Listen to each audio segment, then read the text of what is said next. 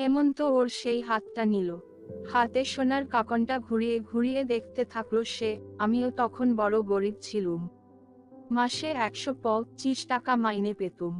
বাবা মা বেঁচে ছিলেন, নাবালক ভাইবোন ছিল, অথচ হঠকারিতায় বিয়েটা করে বসলুম। তখন যে অফিসে ডি ক্লার্কের চাকরি করি, সেই অফিসের এক ভদ্রলোকের সূত্রে যোগাযোগ ঘটেছিল। সাক্ষীর বাবার বন্ধু ছিলেন ভদ্রলোক। সাক্ষীকে নিয়ে ওর মা থাকতো একটা বস্তি এলাকায়। অবস্থা, স্কুল ফাইনাল দেবার আগেই সাক্ষীর বাবা মারা যান।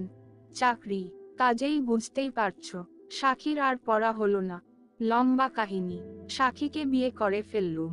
খুব ট্রাজিক বেসরকারি যাই হোক সে। হেমন্ত আরেকটা সিগারেট বের করে আগের সিগারেটের আগুনে ধরিয়ে নিল। বুকে কিছু ছাই পড়ল। বনশ্রী সেগুলো দ্রুত সাবধানে সাফ করে দিল। বলল, বলো। সাক্ষীর একটা অ্যাম্বিশন ছিল, আরো পড়াশোনা এইসব। কিন্তু আমার ফ্যামিলিতে একগাদা লোক, মা অসুস্থ মানুষ, কাজেই সামলাতে হয়েছে। কিন্তু একটা অদ্ভুত ব্যাপার, সাক্ষী হাসি মুখে সে ঝামেলাস হয়েছে। দারুণ গিন্নিপনা ওর বরাবরই।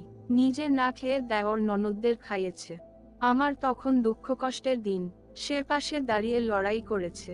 বনশ্রী, আমি অকৃতজ্ঞ নই, স্বার্থপর নই, দায়িত্ববান সংসারী মানুষ। বনশ্রী, তুমি যাই ভাবো, আমি দায়িত্ববান স্বামীও ছিলুম। হয়তো এখনো তাই আছি। বনশ্রী একটু হেসে হাঙ্কাম্বরে বলল, এবং দায়িত্ববান প্রেমিকও। কে জানে, আমি জানি। সাক্ষীর অ্যাম্বিশন ছিল, আমার উচিত ছিল ওর প্রায় পড়াশোনার ব্যবস্থা করে দেওয়া। হয়ে ওঠেনি। বিয়ের ২ বছর পরেই ওর বা হলো ছেলে। বনশ্রী মুখে স্নেহের ভাব ফুটিয়ে সহজ স্বরে এবং হেসে বলল, নাম কি তোমার ছেলের? শুভ। শুভেন্দু। কোন ক্লাসে পড়ে? এবার ক্লাস 7। 1 বছর ফেল করেছিল। হেমন্ত তেতো মুখে বলল। রাত দুপুরেও? হরিল, ফেল করবে না কেন? দিনরাত্রি বাবা মায় বা চলে।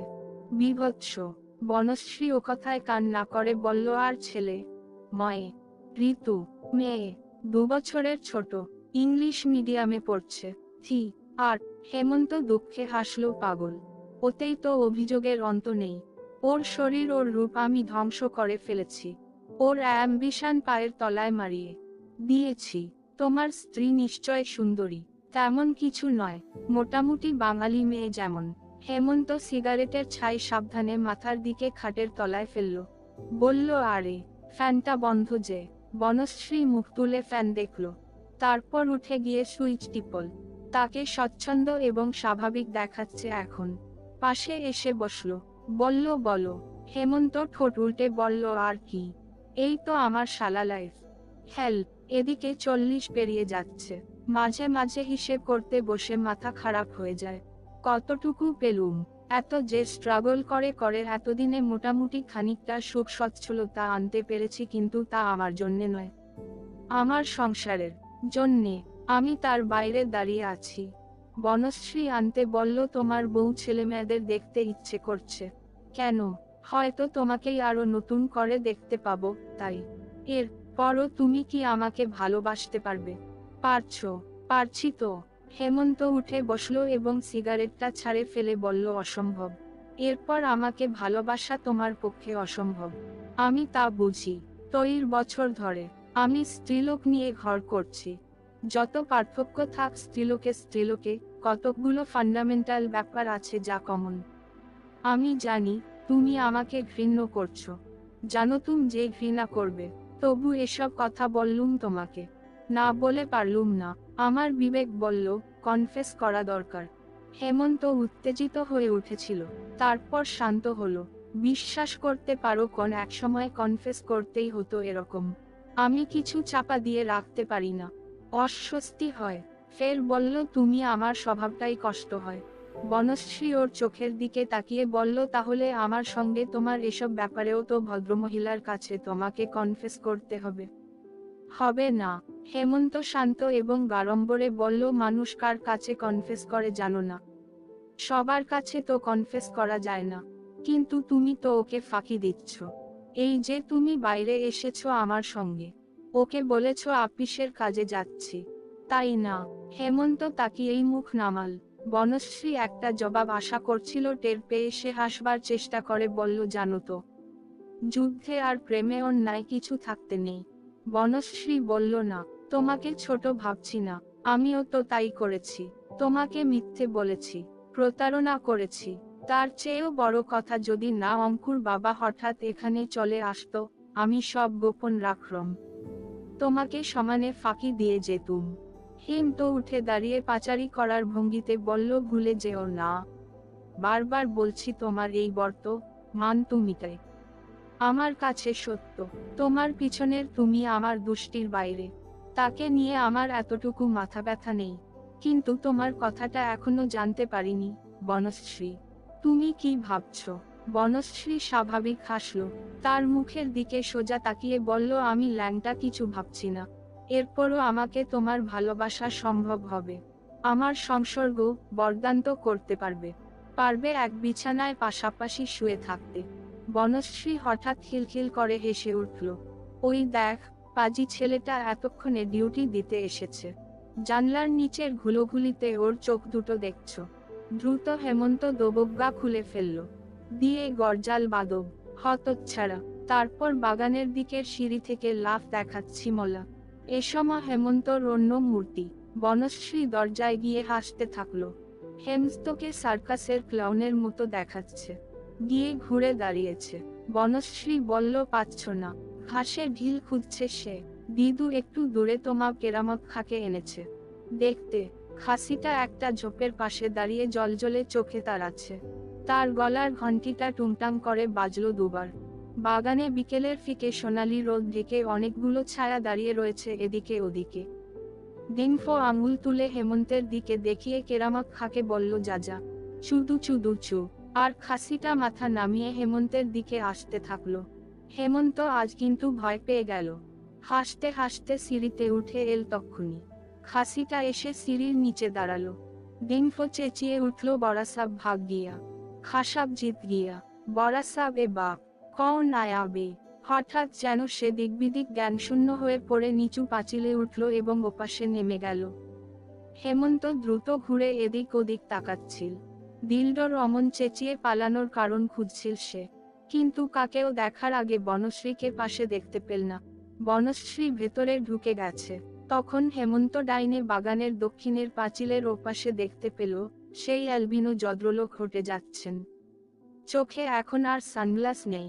ইতিমধ্যে ডিম্পুর চিৎকারে আকৃষ্ট হয়ে ভদ্রলোক এদিকে তাকিয়েছিলেন কি না হেমন্ত জানে না। এখন সোজা গঙ্গার ধারে হেঁটে যাচ্ছেন, মুখটা গঙ্গার দিকে ফেরানো। হেমন্ত ঝটপট করে ঢুকে পড়ল। চাপা গলায় বলল, দেখতে পেয়েছেন তোমাকে? বনশ্রী গম্ভীর মুখে বলল, কে জানে, খুব বেশি দূরে তো নয়, 30 মিটার হবে। ওর পক্ষে দেখতে পাওয়া সম্ভব কি? বনশ্রী হেমন্তের এই ব্যাকুল প্রশ্নের জবাবেও বলল, জানি না। এই সময় বাইরে গাড়ির চাপা গড়গড় শব্দ শোনা গেল। হেমন্ত দরজার কাছে এগিয়ে দেখে বলল, পাটোয়ারিজি আসছেন। জৈন মন্দিরে যাবার কথা ছিল যে, তুমি ঝটপট তৈরি হয়ে নাও তাহলে। বনশ্রী দ্বিধাগ্রিত পায়ে টেবিলের দিকে এগিয়ে গিয়ে চিরুনি নিল। তারপর বলল, না বেরুলে চলতো না? হেমন্ত বলল, না না, প্লিজ, আমরা তো জিপে যাব, বরং সানগ্লাস পরে নিও। বনশ্রী একটু হাসল, অবেলায় সানগ্লাস পরো, যা। জিপ থেমেছে ওদিকে। তারপর সদর দরজায় কড়ানাড়ার শব্দ শোনা গেল। হেমন্ত চাপা স্বরে বলল, প্লিজ বনশ্রী। ও কি বলতে চায় বুঝে বনশ্রী বাধা দিল, ঠিক আছে, তুমি দরজা খুলে দাও না। হেমন্ত দরজা খুললে পাটোয়ারিজি বললেন, ভেরি সরি হেমন্ত বাবু, এক দেরি হয়ে গেল, তবে খুব বেশি দূরে নয়, ঘোরার অনেক সময় পাবেন। কিন্তু আমি আপনাদের সঙ্গে যেতে পারছি না, প্লিজ ব্রাদার, কিছু মনে করবেন না। আমাকে বাজারের ওখানে নামিয়ে দিয়ে ড্রাইভার আপনাদের নিয়ে যাবে। যতক্ষণ খুশি ঘুরে ওখান থেকে শটান আমার বাড়িতে যাবেন, কেমন? দুজনে এই ঘরে এল। বনশ্রী ঘুরে পাটোয়ারিজিকে নমস্কার করল। পাটোয়ারিজি বললেন, বৌঠানের কোন অসুবিধে হচ্ছে না তো? বনশ্রী হেসে মাথা দোলাল, সে সবে শাড়ি বের করেছে। বৃদ্ধিমান পাটোয়ারিজি হেমন্তর হাত ধরে বললেন, আসুন, বাগানে গিয়ে সিগারেট খাই। বৌঠান তৈরি হয়ে নিন। বাই দি বাই, নালুমিয়া চা আনছে। চা খেয়ে তবে বেরোব।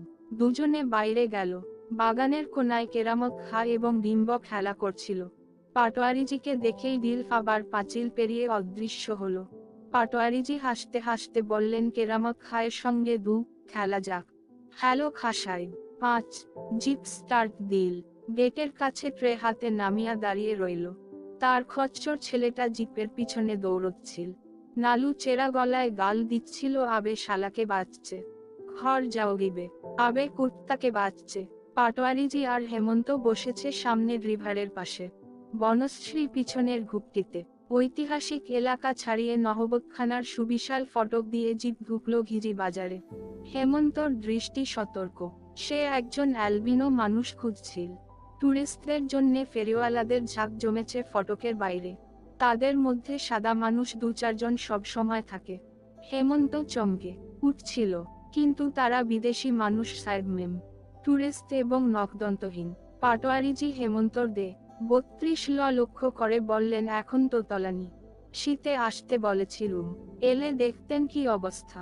প্রতি সিজনে সাইডমেম আসে গড়ে 100-3। কম কি বলুন। হেমন্ত শুধু হাসল। কাল বিকেল আর আজ বিকেলে কি সুদূর তফাৎ। আজ সে প্রতি মুহূর্তে অন্যমনস্ক এবং নার্ভাস। অদৃশ্য এক প্রতিদ্বন্দ্বীর সঙ্গে ভেতরে ভেতরে লড়াই চলছে। আর প্রতি মুহূর্তে নিজের কাছে লজ্জা দ্বিধা মাথা হেড। বারবার মনে পড়ছে বনশ্রী পরস্ত্রী। এটা কিছুতেই উড়িয়ে দিতে পারছে না সে। আর যাচ্ছে তার একটা আশঙ্কা, বনশ্রীর স্বামী তো ইচ্ছে করলেই পুলিশে জানাতে পারে। যদি সত্যি তেমন কিছু করে বসে, কেলে রির চূড়ান্ত হবে। তেমন কিছু হলে ঠিক কি কি ঘটতে পারে ভেবে হেমন্ত কিছুক্ষণের মধ্যে হিম হয়ে গেল। সে ভাবল, বনশ্রীর কি? ও স্ত্রীলোক। স্ত্রীলোকেরা নাকি সবই পারে, একেবারে উল্টো গাইতে পারে। সে কচ্ছপ গল্প শুনেছে। কাগজে এমন কত মামলার কেলেঙ্কারি পড়েছে। আইন এবং বিচার বিভাগ মেয়েদের সম্পর্কে সবসময় যেন নরম, যেন যত দোষ পুরুষের। মেয়েরা নাকি অবলা সরলা বোকা, তাদের নাকি ফুসলানো সোজা। এবং হেমন্ত সচকিত হয়ে টের পেল, সে বনশ্রীকে অন্য দৃষ্টে দেখছে। বনশ্রী কি উল্টো গাইতে পারবে? তেমন কিছু ঘটলে তার বিশ্বাস হলো, বনশ্রী তা পারবে না। বরং বনশ্রী ডিভোর্স চাইবে। কিন্তু তারপর ওর চাকরিটা যাবেই। তখন নাবালক ভাই আর বুড়ো বাবা মা নিয়ে ও ভীষণ বিপদে পড়বে। হেমন্ত অবশ্য ওকে সাময়িকভাবে সাহায্য করতে পারে, কিন্তু বনশ্রী কি সে সাহায্য নেবে? আর তার একটা চাকরি পাইয়ে দেওয়ার সমস্যা আছে। চাকরির বা অবস্থা সংসারী ও বাস্তব বুদ্ধিসম্পন্ন হেমন্তর পক্ষে এইসব ভাবা তো স্বাভাবিকই। কিন্তু আপাতত হেমন্তর ভয়টা পুলিশের। পুলিশের পাল্লায় পড়বে ভাবতেই তার পাটোয়ারিজি। কিন্তু মেয়েঘটিত ব্যাপারে তার মতো লোক রক্ত জমে যাচ্ছে।